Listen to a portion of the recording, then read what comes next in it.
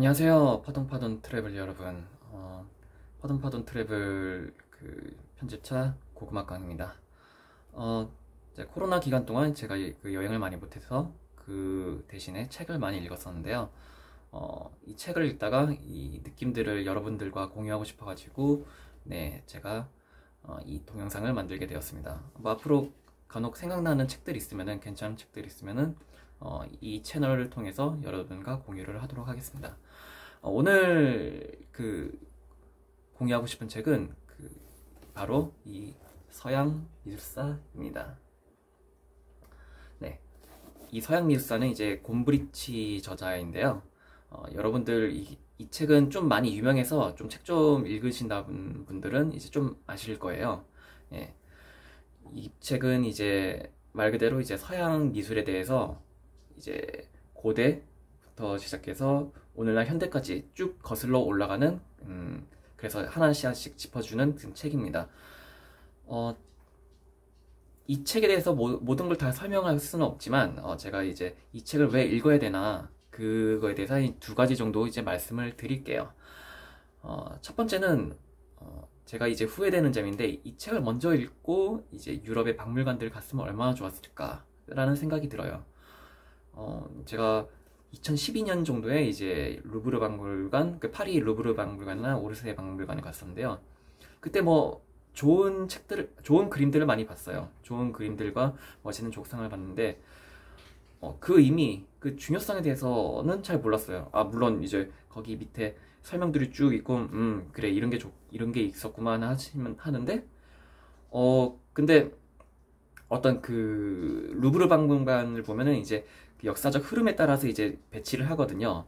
그럼 이제 그 역사적 흐름에 따라서 이제 이 그림들이 이해하면 좀 더 좋았을 텐데 그때는 그런 내공들이 없었죠.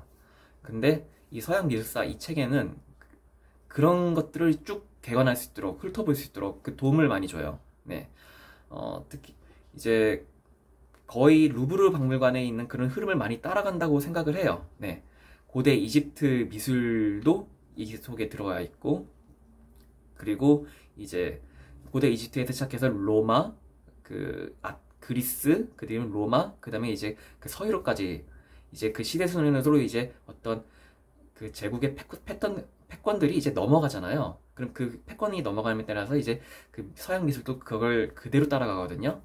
근데 이 책을 보면은 그런 것들이 그대로 나와 있어요. 그래서 이런 것 이제 서양 미술 사조가 이런 식으로 흐름이 전개가 됐구나. 그리고 전개가 되면서 동시에 어떤 발전들을 이뤘구나. 그런 것들을 알 수 있어요. 그리고 이게 이제 첫 번째 이유라고 하면요. 두 번째 이유라고 하면은 이 서양 미술을 통해서 어떤 시대 정신들을 미리 시대 정신들이 변한다는 것들도 감지할 수가 있어요. 고대 이집트 미술을 보면요, 거기서는 이제 주로 어떤 이집트의 신들 있죠. 그리고 이제 뭐 야누스나 아니면 뭐 태양신 라 이런 신들을 이제 뭐 그리고 그것들을 완벽하게 표현하려고 노력을 했어요.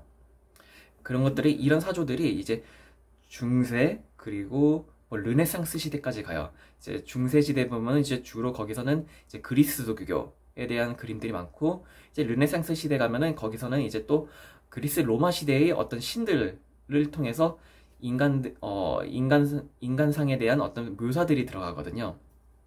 근데 이때까지는 아직은 이제 그 주제들이 신이에요. 예. 아직 우리들의 주제는 그 신에서 머물러 있는데, 이것들이 이제 인상주의 정도로 넘어가면은, 그 전에 이제 뭐 바로크 이제 로코코 시대로 넘어가면은 점점 왕이나 아니면 유명 귀족들에 대해서 귀족들의 초상화를 그리기 시작해요.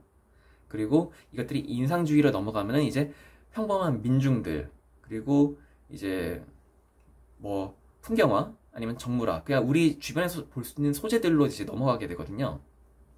이거는 이제 인간의 시선들이 점점 그 신에서 점점 왕, 귀족, 그리고 평범한 사람들로 옮겨간다는 걸 알 수 있어요. 이것들은 이제 어떤 철학적인 사조보다 더 앞섰어요. 예. 철학적인 사조는 이제 아직까지 성경 위주로 이제 계속 전개가 되다가 인상주의 시대에서 비로소 이제 인상주의 바로 전에 이제 그 합리주의나 이제 경험주의, 그리고 이제 좀 그 계몽주의를 통해서 이제 인간 왕과 귀족만 중요한 것이 아니라 왕과 귀족 신분만 중요한 게 아니라 인간 자체의 어떤 천부인권, 인간 자체의 그런 인간 자체가 이제 목적으로 돼야 된다, 수단이 아니라 목적으로 된다, 그런 것들이 있거든요, 철학서조가. 근데 이런 것들이 이제 미술에서는 더 먼저 전개된다는 걸 느껴져요. 그래서 어떻게 보면 미술가들이 어떤 철학보다 아니면 철학자들보다 먼저 시대 정신을 감지하고 이런 것들을 그림에서 표현했다, 이런 것들을 느끼게 되거든요. 그리고 이제 그 20세기 들어가면은 또다시 한번 그 세계 2차 대전을 겪으면서 세계 1차, 2차 대전을 겪으면서 큰 격변을 겪으죠. 그러면서 이 사람들이 더 이상 외부에 있는 것만 표현한 것이 아니라 인간 내부를 표현하는 것을 볼 수가 있어요. 그래서 이제 이때 표현주의 아니면 아예 외관을 뒤틀어버리는 이제 그 입체주의나 아니면 야수파, 그런 그림들, 마티스나 이제 피카소들이 그 대표적인 화가이들이죠. 그런 것들을 이제 또 다른 그 주제로 넘어간다는 것을 이제 이 서양 미술사 책을 통해서 알 수가 있어요.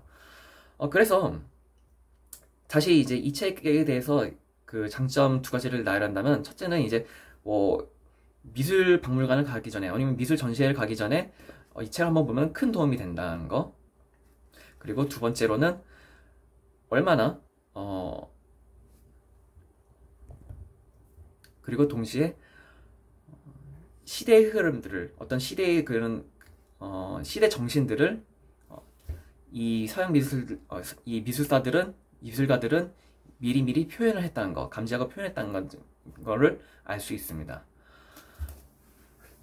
이렇게 말하지만 제가 이렇게 뭐 굉장히 좀 막 시대 정신, 뭐 철학적이다 이런 식으로 표현했지만, 사실 이 책의 최대 장점은 굉장히 쉬워요. 네, 굉장히 이해하기가 쉽고 그 저자 곰브리치의 설명이 굉장히 친절하다는 걸 느꼈었어요. 동시에 이제 번역자들이 굉장히 이걸 번역하는데 굉장히 공을 많이 들였다는 것도 느끼고요. 이 책을 읽으면은 그러니까 한꺼번에, 물론 이게 이제 거의 700페이지 가까이 되지만 한 챕터 한 챕터씩 읽으면 좋을 것 같아요. 아니면 자신이 관심 있어하는 부분만 읽어줘도 충분히 이해가 가능하고요. 그렇다면 이제 이 책 그 소개는 이 정도로 하고 오늘 이 영상은 여기로 마치도록 하겠습니다. 만약 유익하셨다면은 구독과 알람 설정 부탁드리겠습니다. 감사합니다.